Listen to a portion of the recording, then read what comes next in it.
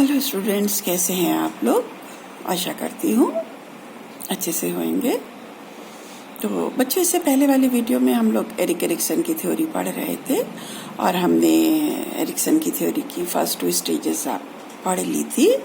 उसको हमने रिवाइज कर लिया था। पहला था ट्रस्ट वर्सेस मिसट्रस्ट और दूसरा क्या था हमारा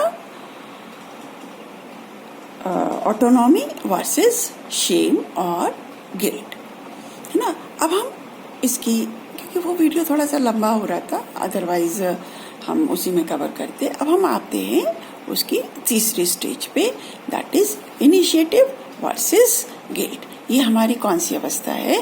3 से 6 साल तक के बच्चे जो इस एज ग्रुप के हैं वो इसमें आते हैं। अब आपको मालूम है कि बच्चे की जो प्रथम शिक्षक है वो माँ होती है ना।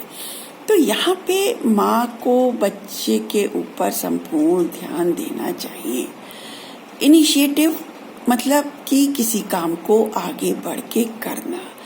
इस समय बच्चा जो है वो हर एक काम को आगे बढ़ के करने की कोशिश करता है। आपने देखा होगा कि घर में बच्चे अगर मम्मी को झाड़ू लगाते देखते तो वो उसको करने की कोशिश करते हैं, बर्तन धोते देखते तो वो उसको करने की कोशिश करते हैं, मतलब खुद से आगे बढ़ के वो काम उसको करने की कोशिश करते हैं। तो उनकी इस कोशिश को, उनके इस प्रयास को सराहिए। अगर आप उसको सराहते हैं तो बच्चे के अंदर सेल्फ कॉन्फिडेंस बिल्डअप होगा। और वहीं पे अगर आप उसे डांट देंगे, सपोज बच्चा झाड़ू लगा रहा है, झाड़ू टूट जाती है या कोई सामान उससे गिर जाता है तो उसे डांटिए मत बिल्कुल भी। कोई बात नहीं बेटा, गिर गया और आ जाएगा।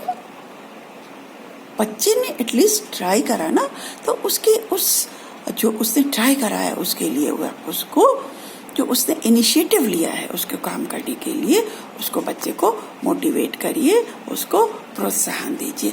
कई बार हम ऐसा होता है यहाँ पे बच्चे को हम कहते हैं कि बेटा अच्छा जाओ अपने खिलौने रख लो, अपने खिलौने समेट दो, अपनी किताबें समेट के रखाओ, जो तुम गेम्स खेल रहे थे उनको रखाओ। और हम उनको कहते हैं कि अच्छा जाओ अपने कपड़े बेटा बाहर से उठा लाओ, या हम उनके छोटे छोटे कपड़े उनसे कहते हैं कि जाओ इसको जो कपड़े धुलने वाली बास्केट है उसमें डाल के, इस तरह से छोटे छोटे काम हम बच्चे से करने को कहते हैं। और अगर बच्चा करता है तो नेचुरली उसके अंदर कॉन्फिडेंस बिल्डअप होता है। लेकिन अगर बच्चा नहीं कर पाता है तो उसके लिए आप उसको डांटिए मत बिल्कुल भी। अगर आप उसको डांटते हैं तो बच्चे के अंदर गिल्ट पैदा होता है। देखिए पहली स्टेज में वहाँ पे बच्चे अपने आप को संदेह की नज़र से देखता है कि पता नहीं मैं वो काम कर पाऊंगा या नहीं कर पाऊंगा। लेकिन अगर अब आप उसको डांटते हैं तो बच्चे के अंदर गिल्ट आता है, वो उसको मतलब क्या कहते हैं, ग्लानि अनुभव होती है कि अरे मैं तो ये काम कर ही नहीं सकता। और वो उसके अंदर फिर वो जीवन भर आगे अपनी उस स्टेट से आगे निकल नहीं पाता है। वो आगे फर्दर लेटर एज में भी किसी भी नए काम को करने से डरता है। वो किसी के साथ तो काम कर लेगा लेकिन इंडिपेंडेंटली फ्री होके वो काम करने में हिचकिचाता है। इसके बाद नेक्स्ट स्टेज है हमारी इंडस्ट्री वर्सेस इन्फीरियरिटी। ये हमारी 6 से 12 साल तक के एज में आती है। अब 6 से 12 साल का जो बच्चा है वो क्या है, थोड़ा सा बड़ा हो गया है, अपने स्कूल्स जाने लगा है, पहली औपचारिक शिक्षा बच्चे की यहाँ पे स्टार्ट हो जाती है। और वो नए नए बाहर जाता है तो उसको नए नए दोस्त मिलते हैं, नए नए टीचर्स मिलते हैं, नया नया एनवायरनमेंट मिलता है। इस समय बच्चा कल्पनाशीलता से भरा होता है, उसमें सीखने के प्रति बहुत सारी जिज्ञासा होती है। और वो यहाँ पे हमारे जो टीचर्स है उनका जो रोल है वो थोड़ा सा बढ़ जाता है। अब सपोज क्या है, आपने बच्चे को कोई काम दिया और बच्चा उस काम में फेल हो गया, तो कोई बात नहीं बेटा, दोबारा से करो, 2 लाइनें तो तुमने सही लिखी हैं, अरे वाह इसमें 2 सेंटेंस तो सही लिखे, शाबाश, अगली बार तुम और अच्छा लिख के लाओगे। बच्चे को उत्साहित करिए जिससे कि मतलब हमें बच्चे के अंदर हार्ड वर्किंग की आदत को डेवलप करना है। इस स्टेज में बच्चे के अंदर 1 बार करा नहीं हुआ, 2 बार करा, 3 बार करा, 4 बार करा, 5, मतलब उसको तब तक उस काम को करते रहने के लिए प्रोत्साहित करते रहिए जब तक कि वो उस काम को कर ना ले। ठीक है। अब इस स्टेज पे हमें बच्चे के अंदर इन्फीरियरिटी कॉम्प्लेक्स को डेवलप नहीं होने देना है। बच्चा पहले बार काम करके लाया और आपने उसको डांट के भगा दिया, ये क्या करके लाया, बिल्कुल बेकार हो तुम, बिल्कुल बेवकूफ हो, तुमसे कुछ नहीं आता है, तुम कुछ नहीं कर सकते। आपने इसको डांट दिया। बच्चा बेचारा पहले ही से घबराया हुआ है, आपने उसको कस के डांट दिया तो दोबारा वो काम आपके पास करके ही नहीं लाएगा, या उसकी वो कोशिश नहीं करेगा। वो ये सोचेगा अरे कितना भी अच्छा काम करके ले जाओ, ये तो डांटते रहते। सेम चीज़ हमारी घर में भी होती है कि अगर बच्चा ने कप धोया है या थोड़ी सी झाड़ू लगाई है या कोई भी काम करा है तो हम उसको उस काम के लिए अप्रिशिएट करें कि हाँ बेटा देखो ये तो तुमने बड़े अच्छे से साफ करा, इधर देखो थोड़ा सा रह गया, अगली बार तुम नेक्स्ट टाइम ऐसा करना कि यहाँ पे भी तुम इसको साफ करना। तो वहाँ पे बच्चे के अंदर जो एक कॉन्फिडेंस है वो हमारा बिल्डअप होता है। इसके बाद हमारा जो नेक्स्ट स्टेज है वो क्या आ जाती है, आइडेंटिटी बनाम रोल कॉन्फ्लिक्ट। यानी कि अब बच्चा जो है वो अपनी आइडेंटिटी को पहचानने लगता है। ये एज कौन सी होती है, 12 से 16 साल की। और इस एज में बच्चा वैसे भी बहुत सारे तनावों से और प्रॉब्लम से घिरा रहता है। आपको मालूम है कि जो एडोलेसेंट एज है उसको वैसे भी हम तूफानों और झंझावेतों का समय कहते हैं।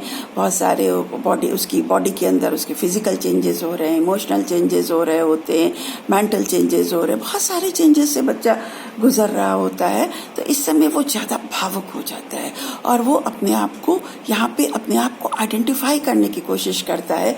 और आपने देखा होगा कि इस समय बच्चे अपने जो उनका कैरियर होता है उसके प्रति ज़्यादा सजग हो जाते हैं कि हम कौन सा सब्जेक्ट लें, किस फील्ड में आगे बढ़े, हम क्या करें क्या ना करें। बहुत सारी इनको भूमिकाओं का और बहुत सारी समस्याओं का इनको सामना पड़ता है। कई बार ये किसी फील्ड में जाना चाहते हैं, उस फील्ड में सक्सेसफुल नहीं होते, फिर दूसरा ट्राई करते, फिर तीसरा ट्राई करते। आप बच्चों से पूछो स्टार्टिंग में बेटा आप क्या बनोगे, आज हम ये बनेंगे, फिर थोड़े दिन बाद वो कहते नहीं हम ये बनेंगे, फिर हम ये बनेंगे। तो वो सारी चीज़ें यहाँ पे बच्चे के सामने आती है और बच्चा अपने आप को खोजने की कोशिश करता है कि हम क्या करें। अब यहीं पे बच्चे के अंदर हम कई बार हमने घरों में भी देखा है कि हम बच्चे से जैसे कोई काम कहते हैं तो कई बार क्या होता है कि अगर बच्चा नहीं कर पाता है तो हम उसको डांट देते कि तुम इतने बड़े हो गए, तुमसे ये काम भी नहीं हुआ, तुम्हें ये भी करना नहीं आता। और दूसरी तरफ बच्चा कुछ कहता है तो हम उससे कह देते नहीं तुम अभी बहुत छोटे हो। तो वहाँ पे बच्चा बड़ा कंफ्यूज हो जाता है कि हाँ एक तरफ तो आप कहते हो बड़े हैं, एक तरफ आप कहते हो आप छोटे हैं। तो वो कन्फ्यूज़न, वो कॉन्फ्लिक्ट बच्चे के अंदर नहीं डेवलप होना चाहिए। इस समय आप हर चीज़ में बच्चे की सलाह लीजिए, बच्चे को मशवरा लीजिए, बच्चे को फील कराइए कि ना you are the most important one for me, और उस बच्चे को अपनी आइडेंटिटी खोजने का प्रयास करने देना चाहिए। इसके बाद हमारा क्या है, नेक्स्ट स्टेज है इंटीमेसी वर्सेस आइसोलेशन। ये टाइम हमारा 20 to 40 एज ग्रुप में आ जाता है। इंटीमेसी जैसा कि नाम से आपको पता चल रहा है कि हम जो है किसी भी व्यक्ति के साथ इंटीमेट होते हैं, कोई हमारा आत्मीय हो जाता है, किसी के साथ हमारी स्वस्थ मित्रता हो जाती है, हम स्वयं को खोजते हैं और उसके बाद हम अपने घर परिवार के साथ, अपने माता पिता के साथ, अपने फैमिली के साथ हम इन्वॉल्व। इस समय आपकी क्या होती है, शादी वगैरह हो जाती है, आप अपनी फैमिली लाइफ में सेटल हो जाते हैं, आप अपनी जॉब में सेटल हो जाते हैं और आप दूसरों के साथ आपका जो सामाजिक जीवन है वो यहाँ पे अच्छे से स्मूथली चलने लगता है। और अगर आप उस चीज़ में सक्सेसफुल नहीं हो पाते या आप लोगों के साथ घनिष्ठता स्थापित नहीं कर पाते, आप लोगों के साथ आत्मीयता स्थापित नहीं कर पाते, तो वो एक आप आइसोलेशन में चले जाते हैं, एकांतपन में चले जाते हैं। कई बार हमने देखा है कि ज़रूरत से ज़्यादा काम करने की वजह से भी आप आइसोलेशन में हो जाते हो, आप एकाकी हो जाते हो। जब आपके पास टाइम होता है तो फिर आपके पास कोई बोलने, तो वो एकाकी में रहते हुए धीरे धीरे क्या हो जाता है, फिर आप डिप्रेशन की स्टेज में आ जाते हो और उस स्टेज से आपको बचना होता है। तो आप इस स्टेज में अपने किसी साथी के साथ, अपने किसी दोस्त के साथ आप आत्मीयता बढ़ाइए, उनके साथ इंटीमेसी स्थापित करिए। वो आपका कोई फ्रेंड भी हो सकता है, आपकी बिलवेड भी हो सकती है, आपका लाइफ पार्टनर भी हो सकता है। इसके बाद जो हमारी नेक्स्ट स्टेज है वो हमारी क्या हो जाती है कि उत्पादकता बनाम निराशा, है ना। तो अब इसमें हम क्या करते हैं कि जो ये एज हमारी है वो 40 से 65 साल तक की होती है। और यहाँ पे उत्पादकता का मतलब यहाँ पे हम ये कह सकते हैं कि जो हम अपने काम में ज़्यादा बिजी हो जाते हैं और हम देखिए आपकी सारी चीज़ें सेटल डाउन हो गई है। हम शादी विवाह करके और हम अपनी अर्ली लाइफ में एंटर कर लेते हैं और हम